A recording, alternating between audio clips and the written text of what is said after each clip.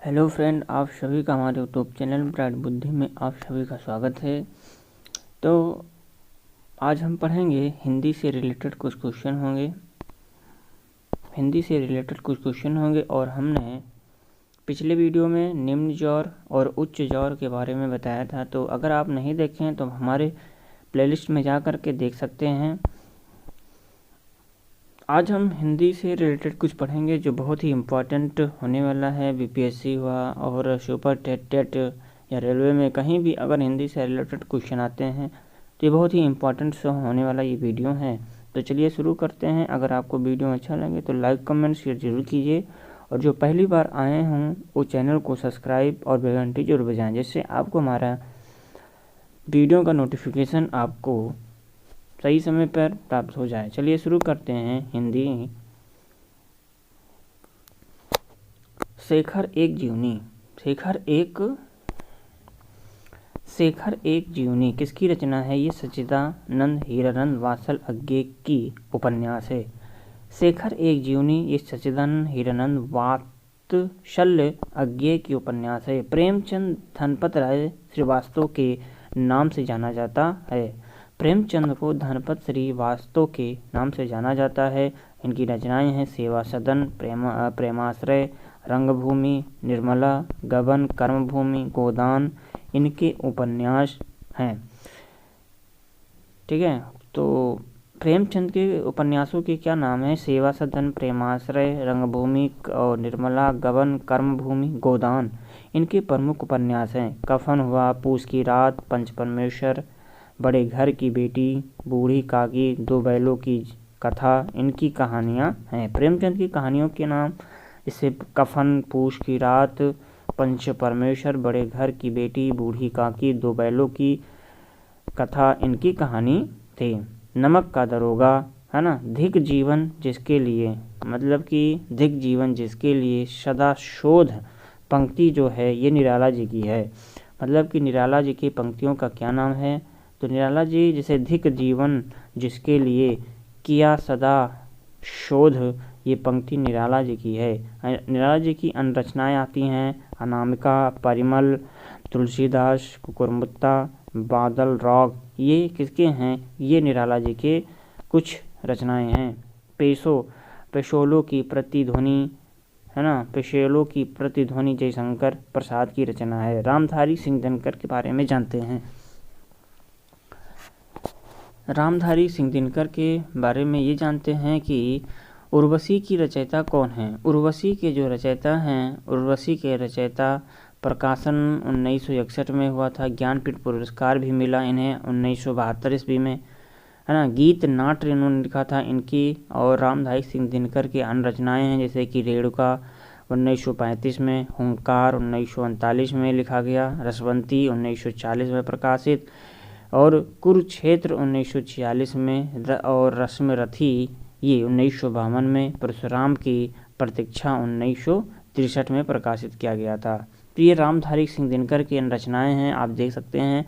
जैसे कि उर्वशी के रचयिता का प्रकाशन 1961, ज्ञानपीठ पुरस्कार इन्हें दिया गया 1972 ईस्वी में। उनके गीत नाट्य हैं जैसे उनकी अन्य रचनाएं जैसे रेणुका 1935 में प्रकाशित, हुंकार 1939, रसवंती 1940, कुरुक्षेत्र 1946, रश्मिरथी 1952 में, परशुराम की प्रतीक्षा 1963 में, अंबर पनघट में डूबो रही है ना।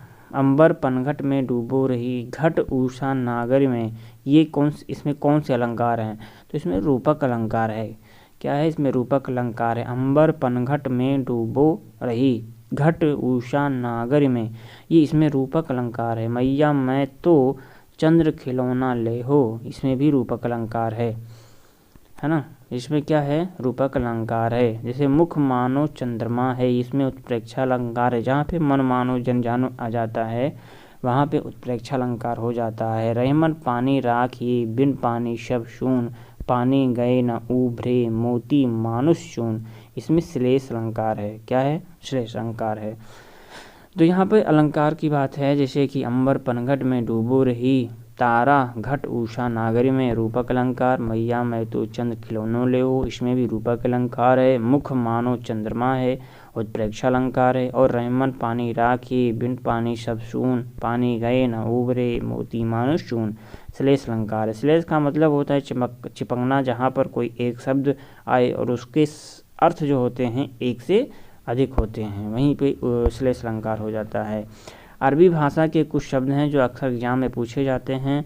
ये अरबी भाषाओं के कुछ शब्द हैं, तो जानते हैं, जैसे कि किताब हुआ, तकिया हुआ, गलीचा हुआ, तारीख हुए, है ना, असर, किस्मत, ख्याल, दुकान, औरत, मतलब, जहाज आदि ये हैं अरबी भाषा के शब्द हैं।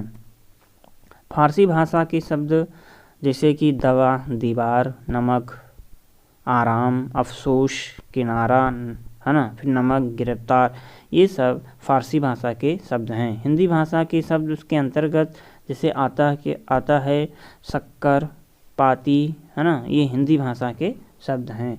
कवि वचन सुधा पत्रिका के संपादक कौन थे? कवि सुधा का पत्रिका के संपादक भारतेंद्र हरिश्चंद्र थे। कवि वचन सुधा के संस्थापक। कवि वचन सुधा का संस्थापक भारतेंद्र हरिश्चंद्र थे, जिसका आरंभ हुआ था 1868 काशी से। मासिक और पाक्षिक और साप्ताहिक पत्रिका थी। उड़तंत्र मार्तंड जो थी, इसके संपादक जुगल किशोर थे। और हिंदी प्रदीप बालकृष्ण भट्ट के द्वारा लिखी गई थी। हिंदी प्रदीप जो है बालकृष्ण भट्ट की है। और भारत मित्र के संपादक बाल मुकुंद गुप्त हैं, है ना। भारत मित्र के जो संस्थापक हैं कौन है? संपादक भारत मित्र के संपादक बाल मुकुंद गुप्त हैं। कवि वचन सुधा पत्रिका के संपादक भारतेंद्र हरिश्चंद्र, जिनका प्रकाशन 1868 में काशी में किया गया था। ये पत्रिका मासिक, पाक्षिक और साप्ताहिक में प्रकाशित होती थी। और उड़तंत्र मार्तंड जो होती है, इसका संपादक जुगल किशोर ने। हिंदी प्रदीप बालकृष्ण भट्ट, भारतेंद्र मित्र के संपादक बालकृष्ण मुकुंद गुप्त के द्वारा किया गया था। आगे जानेंगे जो संपादक पत्रिका और उनके स्थानों के नाम जानते हैं, जैसे कि ये संपादक है, पत्रिका है और उनका वर्ष एवं स्थान, ठीक है, जानते हैं। जैसे कि महावीर प्रसाद ये संपादक थे सरस्वती पत्रिका के, वर्ष 1900 इलाहाबाद से प्रकाशित किया था। और माखन लाल चतुर्वेदी कर्मवीर पत्रिका के संपादक थे। माखन चतुर्वेदी कर्मवीर पत्रिका के संपादक वर्ष 1921 में जबलपुर से।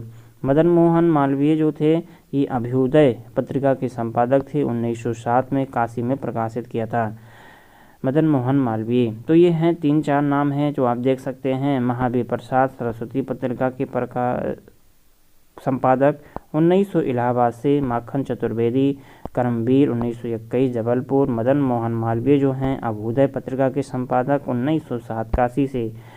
और 1969 में श्री कृष्ण शुक्ल को राग दरबारी के लिए साहित्य अकादमी पुरस्कार भी मिला था। कब मिला?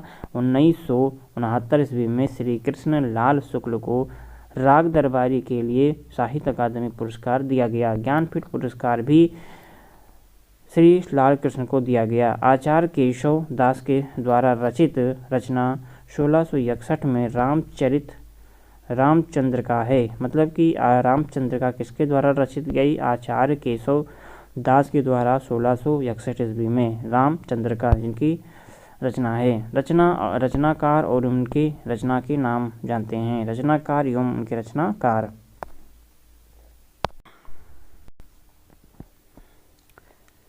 तो जानते हैं उनके रचनाकार और रचना उन्होंने क्या किया था। जैसे कि सूरदास जो थे, सूरदास सूरसागर सुरसारावली इन्हीं के द्वारा रचित है। मतलब कि सूरदास के द्वारा रचित सूरसागर, सुरसारावली। तुलसीदास ने रामचरितमानस, जानकी, भैरव, रामायण, मंगल, कवितावली, दोहावली और विनय पत्रिका ये तुलसीदास के द्वारा रचित है। सुंदरदास ने ज्ञान समुद्र और सुंदर विलास इन्हीं के द्वारा लिखी गई है। तो यहाँ पे हम जान सकते हैं कि जो सूरदास ने सूरसागर, सुरसारावली, तुलसीदास ने रामचरितमानस, जानकी, भैरवे, रामायण, मंगल, कवितावली और दोहावली, विनय पत्रिका ये तुलसीदास के द्वारा रचित रचनाएं हैं। सुंदरदास ने ज्ञान समुद्र, सुंदर विलास इनके द्वारा लिखी गई। सुमित्रानंदन पंत के द्वारा सुमित्रानंदन पंत। तो इनकी जो रचना है चितंबरा, ये 1968 में ज्ञानपीठ पुरस्कार भी मिला था। 1968 में ज्ञानपीठ पुरस्कार मिला। इनका जो प्रकाशन है ये राजकमल प्रकाशन जो है राजकमल प्रकाशन है। पल्लव युगांत लोकायतन इन्हीं की रचनाएं हैं। मतलब कि पल्लव युगांत लोकायतन ये सुमित्रानंदन पंत की रचना का नाम है और राजकमल प्रकाशन से ये अपनी रचनाओं को प्रकाशित करते थे। और चितंबरा 1968 में इन्हें ज्ञानपीठ पुरस्कार भी दिया गया था। किसके लिए? सुमित्रानंदन पंत को ज्ञानपीठ पुरस्कार 1968 में चितंबरा के लिए दिया गया था। हिंदी साहित्य के आरंभिक काल को आदिकाल आचार्य हजारी प्रसाद द्विवेदी ने कहा है। किसने कहा? हिंदी साहित्य के आरंभिक काल को आदिकाल आचार्य हजारी प्रसाद द्विवेदी ने कहा है। आचार्य रामचंद्र शुक्ल ने वीर गाथा काल 1050 से 1375 को कहा। आचार्य रामचंद्र शुक्ल ने वीर गाथा काल 1050 1375 को कहा। डॉक्टर राम कुमार वर्मा चारण काल बताया है। मतलब कि आदिकाल को, आरंभिक काल को क्या बताया? डॉक्टर राम कुमार वर्मा ने चारण काल 1705 से 1300 को बताया। जापानी भाषा के कुछ शब्द के नाम है, जैसे कि जापानी भाषा के शब्दों के नाम आप यहाँ पर देख सकते हैं, अक्सर एग्जाम में पूछे जाते हैं, जैसे कि रिक्शा, सुनामी और जायोनारा। तुर्की भाषा में जैसे तोप, काबू, तलाश, चाकू, बेगम, बारूद, ताश, उर्दू और कलगी, ये सब होते हैं तुर्की के नाम हैं। तो जापानी भाषा में रिक्शा हुआ, सुनामी, जायोनारा। तुर्की भाषा में तोप, काबू, तलाश, चाकू, बेगम, बारूद, ताश, उर्दू, ये सब तुर्की भाषा के शब्द हैं। मुंशी प्रेमचंद्र हंस पत्रिका के संपादक थे। मुंशी प्रेमचंद जो हैं ये हंस पत्रिका के संपादक थे। महापुरुष और उनकी कृतियों के नाम जानते हैं। जैसे महापुरुष थे गणेश शंकर विद्यार्थी, इनके द्वारा रचित प्रताप पत्रिका इन्हीं के द्वारा लिखी गई थी। भारतेंद्र जो है इन्होंने सुधा वर्षा लिखा था। इनकी कृतियों के नाम है सुधा वर्षा। बिहारी जो हैं ये बिहारी रीतिबद्ध कवि नहीं हैं, ये रीति सिद्ध कवि कहे जाते हैं। मतलब बिहारी को हम रीतबद्ध कवि नहीं कहते हैं, बट ये रीत सिद्ध कवि कहे जाते हैं। इनकी जो रचनाएं हैं बिहारी सत्सई, ये बिहारी की रचनाएं हैं, बिहारी सत्सई। टीकाकार और उनके टीका को जानते हैं। टीकाकार उनके टीका को जानते हैं। जैसे कृष्णलाल कवि जो हैं ये कृष्णलाल की टीका इन्होंने लिखा है। सुरती मिश्र जो हैं ये अमरचंद्र का लिखे हैं। और प्रभुदयाल पांडे की टीका ये 1896 में उन्होंने लिखा था। अंबिका दत्त व्यास जो होते हैं, अंबिका दत्त व्यास बिहारी बिहार, पद सिंह शर्मा संजीवनी भाज्य और आनंदी लाल शर्मा जो हैं ये फिरंगी सत्सई। जगन्नाथ रत्नाकर जो हैं ये बिहारी रत्नाकर लिखा गया है। ज्ञानपीठ पुरस्कार से सम्मानित लोग, जैसे कि ज्ञानपीठ पुरस्कार से कौन कौन से ऐसे सम्मानित लोग हैं जिन्हें ज्ञानपीठ पुरस्कार दिया गया, तो उसमें आती हैं महादेवी वर्मा, यामा के लिए दिया गया था। यामा के लिए मतलब कौन सी रचना के लिए दिया गया था, तो यामा के लिए। निर्मल वर्मा को संपूर्ण साहित्य के लिए दिया गया था, संपूर्ण साहित्य के लिए। नरेश मेहता की संपूर्ण साहित्य के लिए दिया गया था। ज्ञानपीठ पुरस्कार से सम्मानित कौन है, तो ज्ञानपीठ पुरस्कार से सम्मानित महादेवी वर्मा हैं। लिखा है बांधा था विधु को किसने, इन काली जंजीरों से मणि वाले फड़ियों का मुख क्यों भरा हुआ हीरों से, में कौन सा अलंकार है, तो इसमें अर्थ संयुक्त अलंकार है। क्या है? बांधा था विधु को किसने, इन काली जंजीरों से मणि वाले फड़ियों का मुख क्यों भरा हुआ हीरों से, में कौन सा अलंकार है, तो इसमें अर्थ संयुक्त अलंकार है। अर्थ संयुक्त में जहाँ पर किसी चीज़ को बहुत ही बढ़ा चढ़ा करके बात कही जाती है वहाँ पर अर्थ संयुक्त अलंकार होता है। तो यहाँ पे अर्थ संयुक्त अलंकार है। यह जीवन क्या है, यह जीवन क्या है, निर्झर है, इसमें कौन सा अलंकार है, इसमें रूपक अलंकार है। ये जीवन क्या है, निर्झर है, में कौन सा अलंकार है, तो इसमें रूपक अलंकार है। और तक ही आशा तन प्राण की, दीप ही मिलता पतंग, तजी आशा तन प्राण की, दीप ही मिलता पतंग और दर्शावत सब चरण को परम प्रेम को ढग, इसमें दृष्टांत अलंकार है। दर्शावत सब चरण को, है ना, या दर्शावत सब चरण को और परम प्रेम को ढक, इसमें दृष्टांत अलंकार है। सन 1954 में प्रकाशित नई कविता के संपादक जगदीश गुप्त थे। कौन थे? किस सन में? सन 1954 में। हाँ, सन 1954 में प्रकाशित नई कविता के संपादक का नाम क्या है? ये जगदीश गुप्त हैं। इन्होंने एक कविता प्रकाशित किया था, नई कविता, 1954 ईस्वी में, जिसके संपादक जगदीश गुप्त थे। हरिश्चंद्र जो हैं, हरिश्चंद्र चंद्रिका बाल बोधनी कवि वचन सुधा के संपादक हरिश्चंद्र हैं। प्रताप नारायण मिसिर, इन्होंने प्रताप लहरी, धर्मवीर भारती जो हैं धर्म युग पत्रिका, अज्ञेय जो हैं ये प्रतीक नामक पत्रिका प्रकाशित किए थे।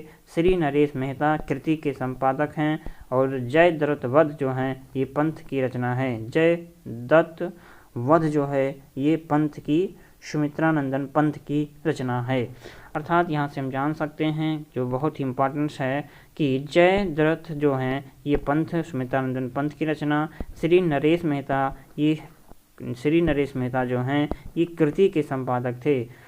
वात्सल अज्ञेय जो हैं ये प्रतीक नामक पत्रिका के संपादक थे। धर्मवीर भारती धर्म युग पत्रिका के संपादक। प्रताप नारायण मिश्र जो हैं ये प्रताप लहरी के पत्रिका के संपादक थे। आइए जानते हैं जयशंकर प्रसाद के बारे में कुछ। ये छायावादी युग के कवि थे। क्या थे? छायावादी युग के थे ये।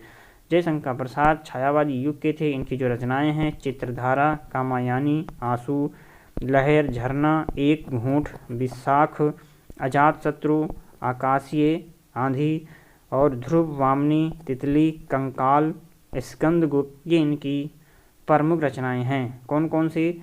चित्रधारा, कामायनी, आंसू, लहर, झरना, एक घूंट, विशाख, अजातशत्रु, आकाशीय, आंधी, ध्रुव, स्वामिनी, तितली, कंकाल, स्कंदगुप्त। प्रेमचंद की प्रतिबंध होने वाली रचनाएं में सोजे वतन है। इनका प्रकाशन 1908 में हुआ था। इसमें 5 कहानी संग्रह है। दुनिया का सबसे अनमोल रतन शेख, हाँ, इसमें आता है। 5 कहानी संग्रह है। कौन से? दुनिया का सबसे अनमोल रतन में। शेख मखमूर, यही मेरा वतन, शोक का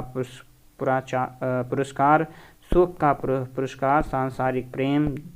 और इनका जो जन्म है जयशंकर प्रसाद का 31 जुलाई 1980 को हुआ था और 8 अक्टूबर 1936 को इनकी जीवन काल है। मतलब कि जीवन काल की बात किया जाए तो 31 जुलाई 1880 से 8 अक्टूबर 1936 तक है। पहला उर्दू उपन्यास जो है इन्होंने असरारे महाली के द्वारा किया गया था। तो यहाँ पे जयशंकर प्रसाद के कुछ रचनाएं हैं जो आप देख सकते हैं, पढ़ सकते हैं। फिर आगे है रचनाकार और उनकी रचनाओं के नाम जानते हैं। जैसे कि रचनाकार थे माखनलाल चतुर्वेदी, इनके द्वारा लिखित रचना है हिम तरंगड़ी, युगचरण, हिम क्रीटनी है। रामधारी सिंह दिनकर के द्वारा रचित रचना है रश्मिरथी, कुरुक्षेत्र, रेणुका, बापू। पंथ ने चिदंबरा, बीड़ा और ग्राम्य लिखा था। पंथ के द्वारा सुमित्रानंदन पंथ ने चिदंबरा, बीड़ा, ग्राम्य और रामधारी सिंह दिनकर ने रश्मिरथी, कुरुक्षेत्र, रेणुका, बापू लिखा है। माखनलाल चतुर्वेदी के द्वारा हिम तरंगड़ी, युगचरण, हिम क्रीटिना इनके द्वारा लिखी गई है। शिव शंभू के चिट्ठे निबंध के लेखक हैं बाल मुकुंद गुप्त। शिव शंभू के चिट्ठे किसके द्वारा लिखा गया है? ये बाल मुकुंद गुप्त के द्वारा। इनका जो जन्म है 14 नवंबर से लेके 14 नवंबर 1865 और 18 सितंबर 1907 तक इनका जीवन काल है। इनको गुड़ियानी गांव, इनका जो गांव है गुड़ियानी गांव, जिला रिवाड़ी, हरियाणा में हुआ था। इनकी प्रमुख रचना है चिट्ठे और खत। इनकी प्रमुख रचनाएं हैं। किसकी? ये बाल मुकुंद गुप्त की जो प्रमुख रचना है चिट्ठे और खत इनकी प्रमुख रचना है। आचार्य रामचंद्र शुक्ल के बारे में जानते हैं। इनका जो जीवन काल है ये 4 फरवरी 1884 से लेकर के 2 फरवरी 1941 तक है।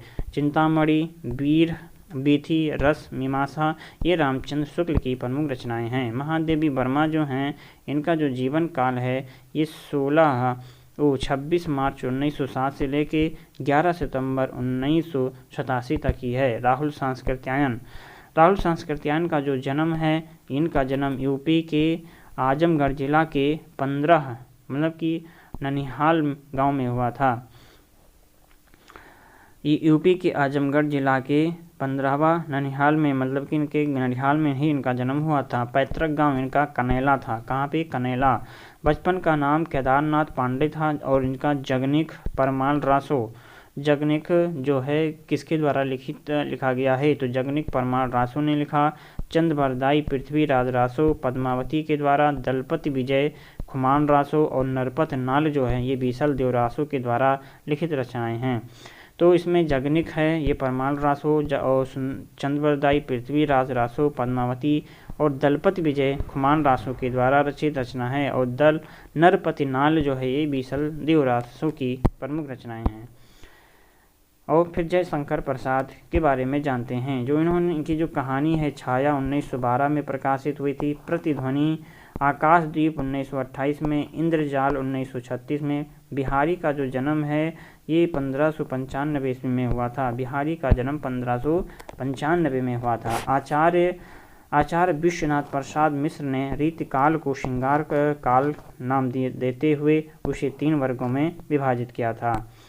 तो आचार्य विश्वनाथ प्रसाद मिश्र रीतिकाल को श्रृंगार काल का नाम देते हुए उसे 3 भाग में रीतिबद्ध काल और रीति सिद्धि काल और रीति मुक्ति काल भी कहा है। मतलब कि जो आचार्य विश्वनाथ प्रसाद मिश्र थे इन्होंने रीत काल को श्रृंगार काल का नाम देते हुए इसे 3 वर्गों में और विभाजित किया है, जैसे कि रीतबद्ध, रीति सिद्ध और रीति मुक्ति काल। तो आइए जानते हैं रीत मुक्त कवि के अंतर्गत कौन से हैं। जैसे कि घनानंद आलम, बोधा ठाकुर, ये रीतबद्ध, देव सेनापति भूषण, मतीराम। पुष्प की अभिलाषा कविता जो है माखनलाल चतुर्वेदी की है। रीतिबद्ध जो होता है ये देव सेनापति भूषण मतीराम इसके अंतर्गत आते हैं। घनानंद आलम, बोधा ठाकुर ये रीत मुक्त कवि हैं और रीतबद्ध कवि में आते हैं देव सेनापति भूषण और मतीराम। और पुष्प की अभिलाषा कविता जो है माखनलाल चतुर्वेदी की है। अन्य रचना जैसे कि हिम किरीटनी और मटा, हिम तरंगनी, समर्पण, वेणु, लो गूंजे, धरा और युग चरण, मरण, ज्वार ये इसके अन्य रचनाएं हैं।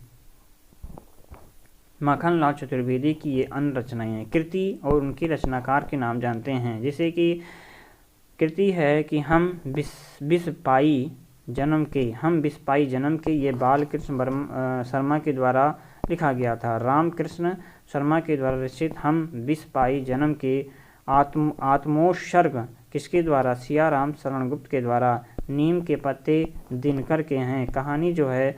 और जिससे कि आत्मोत्सर्ग किसके द्वारा? तो ये सियाराम शरण गुप्त के द्वारा। नीम के पत्ते ये किसने लिखा है? तो इसको दिनकर के द्वारा लिखा गया है, रामधारी सिंह दिनकर के द्वारा। कहानी इंदुमती ये इसके रचनाकार हैं किशोरीलाल गोस्वामी। गुलाब बाबू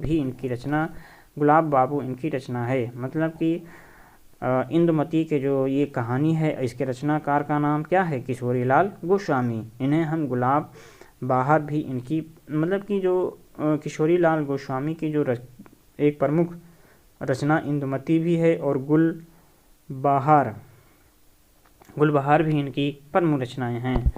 आइए जानते हैं उपन्यास के अंतर्गत आता है गोरा जो टैगोर की 1909 में प्रकाशित, गोदान मुंशी प्रेमचंद की 1936 में, मैला आंचल ये फणीश्वर नाथ रेणु 1954 में प्रकाशित किया गया था। अर्थात उपन्यास जैसे है तो जैसे गोरा किसकी उपन्यास है? तो ये टैगोर की है, रविन्द्रनाथ टैगोर की, जिसका प्रकाशन 1909 में हुआ था। और जो गोदान है ये मुंशी प्रेमचंद की प्रमुख उपन्यास 1936 में प्रकाशित। और महिला आंचल जो है ये फणीश्वर नाथ रेणु, जिसको हम 1954 में प्रकाशित किए थे। नाटक जो है अंधेरी नगरी, ये अंधेरी नगरी 1881 में प्रकाशित। ध्रुव स्वामिनी 1933 में, अंधा युग 1955 में प्रकाशित किया गया था। निबंध जो है मिट्टी की ओर दिनकर, निबंध जो है मिट्टी की ओर, ये रामधारी सिंह दिनकर की 1946 में।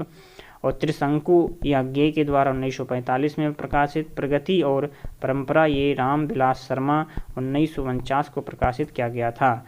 शतरंज के खिलाड़ी, शतरंज के जो खिलाड़ी है ये प्रेमचंद की रचना है। शतरंज के खिलाड़ी प्रेमचंद, गोदान, गमन और पूस की जो रात है ये भी इनकी प्रमुख रचनाएं हैं।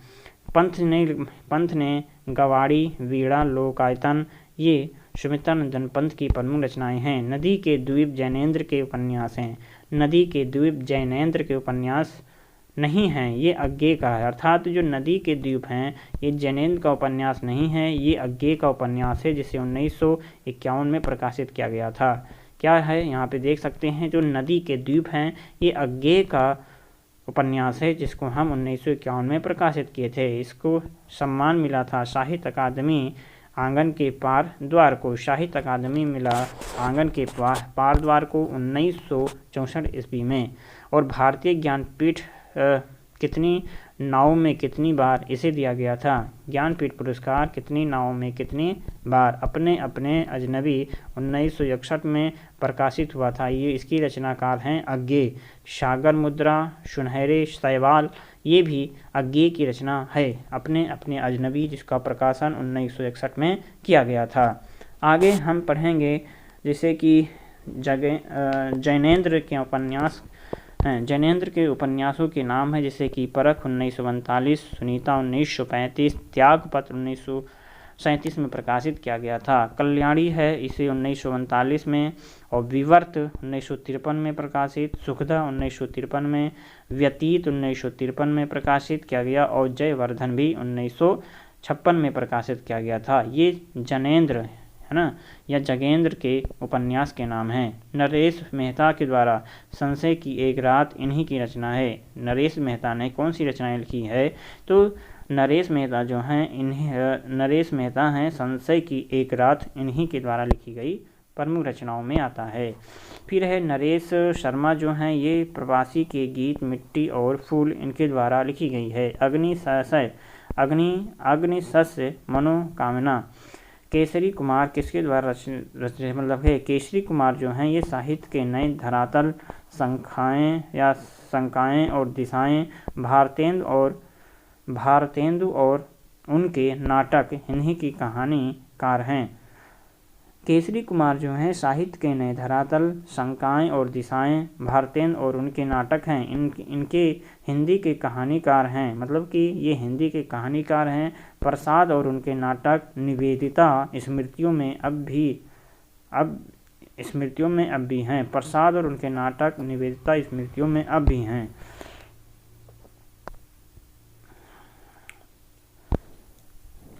हैं। तो अब आगे का जो हिंदी का ये है ये हम अगले वीडियो में पढ़ते हैं। तो चलो इसी में ख़त्म कर देते हैं, क्योंकि हिंदी यहीं से समाप्त हो जाएगा। ठीक है, तो चलिए सुमित्रानंदन जो पंत है, सुमित्रानंदन कौन से कवि कहे जाते हैं, तो इन्हें हम छायावादी युग की कवि कहा जाता है। इनकी जो प्रमुख कृतियां हैं सुमित्रानंदन पंत के, जैसे ग्रंथि, गुंजन, ग्राम्या, युगांत, स्वर्ण किरण, स्वर्ण धूल, कला, बूढ़ा चांद, लोकायतन, चिदंबरा, ये सुमित्रानंदन पंत की प्रमुख रचनाओं के नाम हैं। कौन कौन से? ग्रंथि, गुंजन, ग्राम्या, युगांत, स्वर्ण किरण, स्वर्ण धूल, कला और बूढ़ा चांद, लोकायतन, चिदंबरा, ये सुमित्रानंदन की प्रमुख कृतियां हैं। और इन्हें हम छायावादी युग के नाम से भी जानते हैं, मतलब कि ये छायावादी युग के कवि थे। सरहपा का संबंध सिद्ध साहित्य से है। सिद्धों में सबसे पुराने सरहपा ही हैं। इनका सरहपा का जन्म जो है ये 769 ईस्वी में। उपन्यास इनकी है सरोज, वज्र, राहुल भद्र, इनकी प्रमुख उपन्यास हैं। सरहपा को हिंदी का प्रथम कवि कहा जाता है। सरहपा को हिंदी का प्रथम कवि कहा जाता है। इनकी प्रसिद्ध रचना है दोहा कोश। क्या है? इनकी जो प्रसिद्ध रचनाएं हैं दोहा कोश। आदिकाल का समय जो है 1050 से लेकर के 1350 ईस्वी तक है। ये रामचंद्र शुक्ल ने इसको माना था। आदिकाल का समय 1050 से 1350 ईस्वी, जिसे रामचंद्र शुक्ल ने इसे माना। चारण काल जॉर्ज ग्रियर्सन के द्वारा, प्रारंभिक काल मिश्र बंधुओं ने बताया और बीच पवन काल आचार्य महावीर प्रसाद द्विवेदी के द्वारा बताया गया। वीर गाथा काल आचार्य रामचंद्र शुक्ल ने कहा है और सिद्ध सामंत काल पंडित राहुल सांस्कृत्यायन ने। वीर काल विश्वनाथ प्रसाद मिश्र ने। आदिकाल आचार्य हजारी प्रसाद द्विवेदी और आदिकाल जो है ये बूमन राज के द्वारा बताया गया है। हम आगे के ये जो राज्य व्यवस्था है, भारतीय राज्य व्यवस्था, हम अगली वीडियो में देखेंगे। तो आज के लिए बस इतना ही।